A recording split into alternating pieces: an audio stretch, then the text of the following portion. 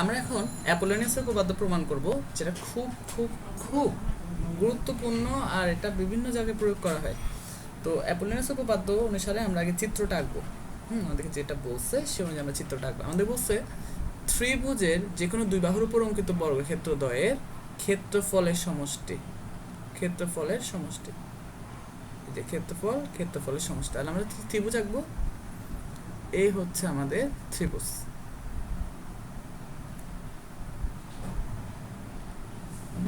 এই হচ্ছে একটা ত্রিভুজ। তাহলে ত্রিভুজের আমি বলি এ বি সি, ত্রিভুজের যে কোনো দুই বাহুর উপর অঙ্কিত বর্গক্ষেত্রদ্বয়ের ক্ষেত্রফলের সমষ্টি। যে কোনো দুই বাহু বলতে আমরা এ বি আর এসি কে নিতে পারি, অর্থাৎ A B square plus AC square equal to হবে তৃতীয় বাহুর অর্ধেকের উপর অঙ্কিত বর্গক্ষেত্রের ক্ষেত্রফল। আর তৃতীয় বাহু হচ্ছে এটা বিসি এর মধ্যবিন্দু হচ্ছে তৃতীয় বাহুর অর্ধেক, যেহেতু বলছে তাহলে আমাদেরকে অবশ্যই মধ্যবিন্দুটা নিতে হবে। এটা আমরা মধ্যবিন্দুটাকে ডি ধরে নিচ্ছি। তৃতীয় বাহুর অর্ধেকের উপর অঙ্কিত বর্গক্ষেত্র, তৃতীয় বাহুর অর্ধেক মানে আমরা কি ধরে নিতে পারি? তৃতীয় বাহুর অর্ধেক হচ্ছে বিডি ধরতে পারি বা সিডি ধরতে পারি। তো আমরা সিডি ধরে নিচ্ছি, তৃতীয় বাহুর অর্ধেকের উপর অঙ্কিত বর্গক্ষেত্র অর্থাৎ সিডি, এবং ওই বাহুর সমদ্বিখণ্ডক মধ্যমার উপর অঙ্কিত বর্গক্ষেত্রদ্বয়। এখানে বলছে এবং ওই বাহুর, এই যে এই বাহুটা আছে ওর সমদ্বিখণ্ডক মধ্যমা কোনটা? এটা এই সমদ্বিখণ্ডক যে মধ্যমাটা আছে এডি, তার উপর অঙ্কিত বর্গক্ষেত্র অর্থাৎ এডি স্কোয়ার সমদ্বিখণ্ডক মধ্যমার উপর অঙ্কিত বর্গক্ষেত্রে ক্ষেত্রফলের সমষ্টি, মানে ওদের যে সমষ্টিটা সমষ্টির দ্বিগুণের সমান, অর্থাৎ AB square plus S square, দুই বাহুর স্কোয়ার হবে। তৃতীয় বাহুর অর্ধেক মানে সিডি বা বিডি যেকোনো একটা নিতে পারি, তৃতীয় বাহুর অর্ধেকের উপর অঙ্কিত বর্গক্ষেত্র এবং তৃতীয় বাহুর উপর যে মধ্যমা আছে সে মধ্যমার স্কোয়ারের এই দুজনের যোগফলের দ্বিগুণের সমান হচ্ছে এই দুইটা বাহুর যোগফল। তো এটার জন্য আমাদেরকে যেটা করতে হবে, আমাদেরকে একটা লম্ব আঁকতে হবে। তো আমরা একটা লম্ব আঁকবো, এখান থেকে একটা লম্ব আঁকবো এইভাবে,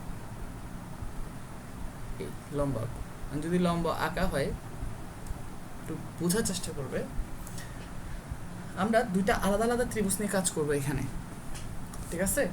এখানে যে আমরা মধ্যমাটা আঁকছি, এখানে কিন্তু এই যে অ্যাঙ্গেলটা আছে এটা হচ্ছে একটা স্থূলকোণ, আর এখানে যে অ্যাঙ্গেলটা আছে এই যে হলুদ অ্যাঙ্গেলটা, এইখানে এই হলুদ অ্যাঙ্গেলটা এটা কিন্তু সূক্ষ্মকোণ।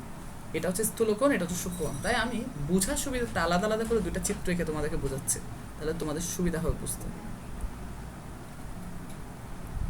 একই চিত্রকে আমি ভেঙে ভেঙে এঁকে বোঝাচ্ছি। এ বি ডি আর এটা হচ্ছে লম্ব ই, অর্থাৎ এই অংশটাকে আমি আলাদা করে দেখাচ্ছি। আরেকটা হচ্ছে এটা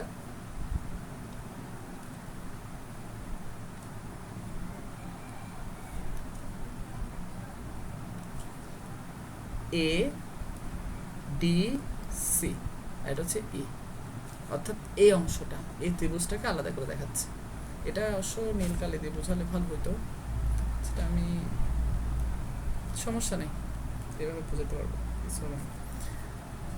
ভালো করে একটু জিনিস খেয়াল করো, আমি যদি বলি যে এইখানে এই ত্রিভুজটা ত্রিভুজ এ বি ডি, এই ত্রিভুজটাতে আমি লিখতে পারি, প্রমাণ শুরু করতেছি, ত্রিভুজ এ বি ডি এই ত্রিভুজটার মধ্যে দেখো এটা যদি সূক্ষ্মকোণ হয়, এই যে এটা এই কোণটা আর কি, এটা যদি সূক্ষ্মকোণ হয় তাহলে সূক্ষ্মকোণ হয়, আমরা জানি সূক্ষ্মকোণের বিপরীত বাহুর উপর বর্গক্ষেত্র মানে হচ্ছে এবি স্কোয়ার ইকুয়াল টু হবে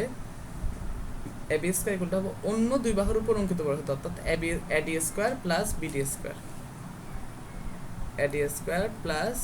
বিডি স্কোয়ার, এবং অন্য দুই বাহুর যে কোনো একটা আমরা বিডিকে নিচ্ছি, এবং বিডি এর উপরে যে বিডিটা আছে বিডি এর উপর অন্য যে বাহুটা আছে, বিডি এর উপর অন্য বাহু হচ্ছে এই এডি এর লম্ব বিক্ষেপ হচ্ছে কোনটা?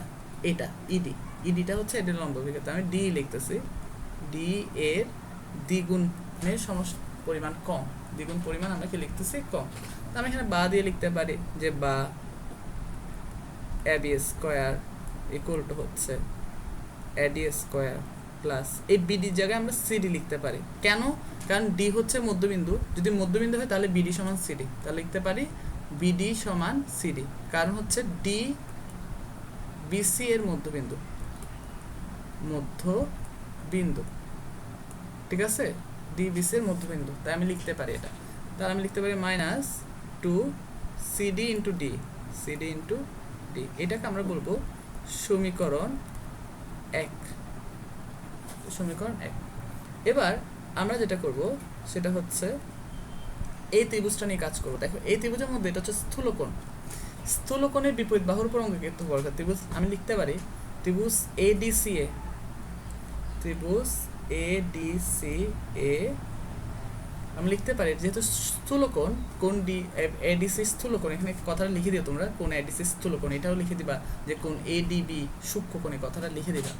আচ্ছা আমি এটাতে লিখে দিই কোণ এ ডিসি স্থূলকোণ, স্থূলকোণ, সুতরাং লেখা যায়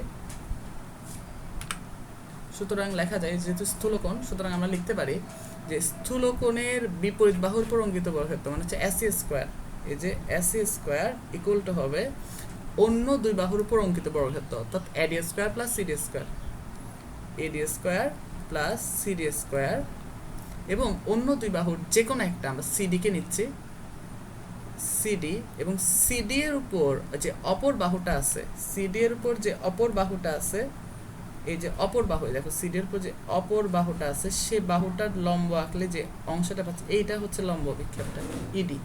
তারপরে সিডি ইন্টু কি বলতো ইডি বা ডি এর দ্বিগুণের সমষ্টির সমান, এটা হচ্ছে সমীকরণ 2। এবার আমরা সমীকরণ 1 ও 2 কে যোগ করব, 1 প্লাস 2। যদি 1 ও 2 কে যোগ করি, দেখো বাম পাশের জনের সাথে বাম পাশের জন যোগ করলে হয় AB square plus AC square equal to, এখানে আছে এডি, এখানে আছে এডি, যোগ করলে হয় 2 এডি স্কোয়ার, এখানে আছে সিডি, এখানে আছে সিডি, যোগ করলে হয় 2 সিডি স্কোয়ার, আর এখানে এটা আছে মাইনাস সিডি ইন্টু ডি, এখানে আছে প্লাস 2 সিডি ইন্টু ডি, তাহলে মাইনাস 2 সিডি ইন্টু ডি আর প্লাস 2 সিডি ইন্টু ডি কাটা যাবে, তাহলে এটা লিখতে হবে না। আমরা এখান থেকে 2 কমন নিয়ে ফেললে এটা হবে এডি স্কোয়ার প্লাস সিডি স্কোয়ার, প্রমাণিত।